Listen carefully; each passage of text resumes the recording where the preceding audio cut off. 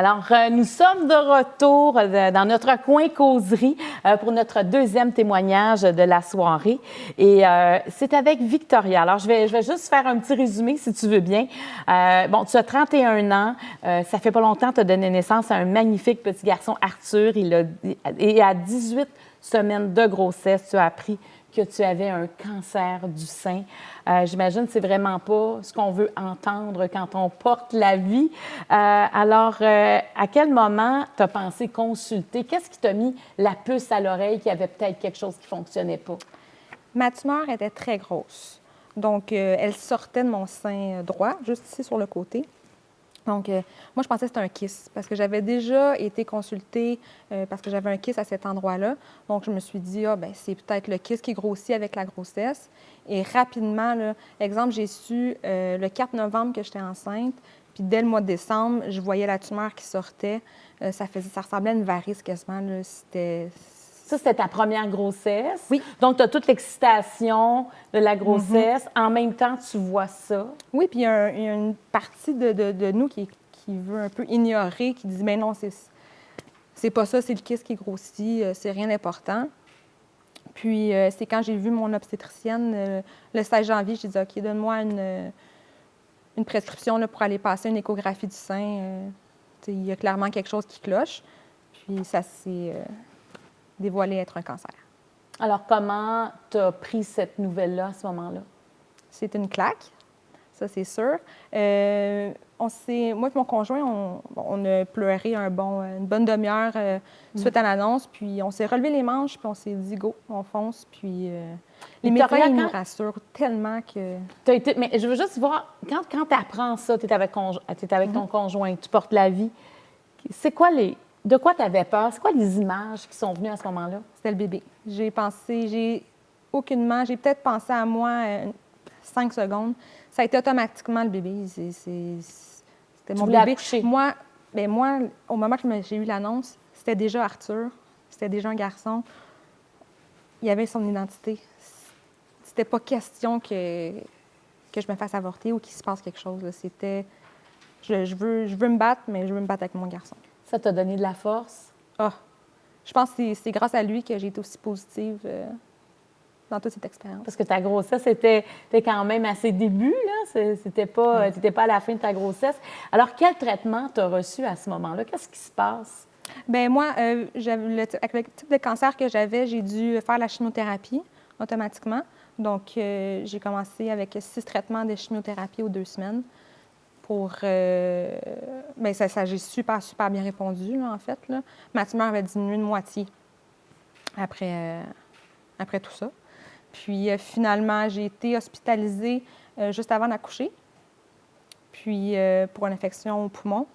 Puis, finalement, on a fait la mastectomie totale du sein droit juste après mon accouchement, à place de continuer avec la chimiothérapie. Puis, après tout ça, là, une fois que la mastectomie a été faite, j'ai recommencé mes traitements de chimiothérapie. J'aimerais que tu me parles de l'entourage médical parce que c'est grave pour tout le monde, évidemment, un diagnostic de cancer du sein, mais quand on est une jeune maman, est-ce que tu l'as senti, cette empathie-là autour de toi sur le plan médical? Totalement. Il faut dire que Dr Boumeri a 4 enfants. Dr Younan, je crois aussi, a 4 enfants. Donc, on sent déjà leur soutien de se dire, ça aurait pu être leur femme aussi, là, à qui ça arrive. Donc, c'est tout de suite, ils m'ont pris en charge. Mon obstétricienne, j'ai changé pour le CHUM. Elle aussi, elle était 100% avec moi dans toute l'expérience. Même un coup que j'ai accouché, on est resté quand même 3 semaines à l'hôpital avec le petit. Puis ils ont tout fait pour qu'il soit avec nous dans la chambre. Déjà que je ne filais pas très bien là, à cause de mon hospitalisation, là, ils ont tout fait pour que mon expérience soit A1. J'ai rien de négatif à dire. Je veux que tu me racontes, quand tu as eu ton bébé dans tes bras, qu'est-ce qui s'est passé? J'ai réussi. C'était ma bataille, c'était ça. Tu étais fière de toi? Ah oui. Fière de mon conjoint aussi, fière de mon petit qui s'est accroché, puis que On pensait que ça allait être un 3 livres, puis ça a été un gros toutou de 4,7 livres qui était en pleine forme. Puis pour moi, je vois ça comme une expérience de vie, puis je peux officiellement dire aujourd'hui que j'aime la vie. Tu l'aimes plus qu'avant, la vie? Ah oui, ah oui. Qu'est-ce que ça a changé chez toi? J'étais quelqu'un qui était très... moi, ma profession est importante et tout ça, puis je voulais vraiment foncer dans ma carrière, puis ça m'a juste fait dire de vivre ma vie, puis de profiter de chaque moment. Et t'en es où présentement dans ta trajectoire de soins? Bien là, présentement, je commence ma radiothérapie d'ici environ 3 semaines. Il me reste 2 petites opérations à faire, donc vu que j'ai la BRCA2 positive, on va procéder à la mastectomie du sein gauche aussi, un petit peu plus tard, là, vers mai ou juin. Mais pour l'instant, en ce moment, je vois juste que je m'en ai sortie. On est dans la prévention. Ton nom, hein? Victoria, Victoire. Docteur Younan, quand je me suis fait faire l'opération du sein droit, juste avant de rentrer dans la salle, c'est ce qu'il me disait à tout le monde. Il dit « Je vous présente Victoire ».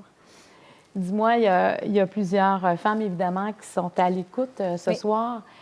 Qu'est-ce que tu as envie de leur dire comme message à ces femmes qui, peut-être, ont des doutes, ont surtout des peurs, des craintes, des questionnements? De rester positive. La clé, c'est de rester positive, de pas aller dans le négatif. Il va y avoir des moments qui vont être super difficiles. Il va y avoir des moments qu'on va pleurer, qui vont pleurer, ça, c'est sûr. Que ce soit la perte de cheveux, de faire le deuil de son sein. De prendre ces 5 minutes-là pour le pleurer, mais de se relever les manches puis de juste vivre sa vie comme si on n'était pas malade. Il ne faut pas être négatif, il ne faut pas se mettre dans la maladie, il ne faut pas mettre le sourire. C'est tout. Chaque jour que je suis venue à l'hôpital, je suis venue avec le sourire. Puis pour moi, j'étais pas malade. T'es très touchante, Victoria, parce que je pense que c'est comme la hantise de tout le monde, hein, de tomber malade pendant qu'on est enceinte. On a toujours peur de ça, mais s'il y a une période qu'on ne veut pas, c'est bien celle-là et tu as réussi à passer au travers. Oui. Être positive. Alors, on salue aussi ton conjoint, hein, le jeune Arthur. Merci beaucoup. Et tout de suite après la pause, on aborde les différentes options de reconstruction de ma mère. Vraiment désolée. Je pense que Victoria m'a émue beaucoup. Merci, ma belle. Merci.